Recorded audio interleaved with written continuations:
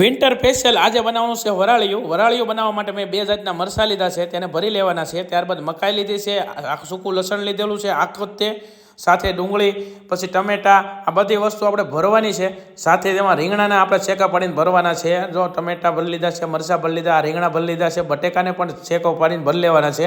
આ આખો full video જોવો ને તો યુટ્યુબ અને ફેસબુકમાં આજે રાત્રે 9 વાગે આવી જવાનું છે. અને આ બધી વસ્તુ ભરાઈ ગયા પછી હવે તેને આપણે બાફવાના છે વરાળની અંદર. એના માટે મેં આખો જુગાડ કરી લીધો છે. નીચે 2 ઈંટડા નાખીને માથે હેઠે પાણી નાખીને માથે જો આ બાફા મૂકી દીધું, બફાઈ ગયું. એટલે તમે જોઈ શકો છો, આપણે પહેલાં બટેટું ચેક કરી લ્યો તો એકદમ પરફેક્ટ બફાઈ ગયું હતું. અને પછી ત્યારબાદ કારેલું પણ ચેક કર્યું, પરફેક્ટ બફાઈ ગયું છે.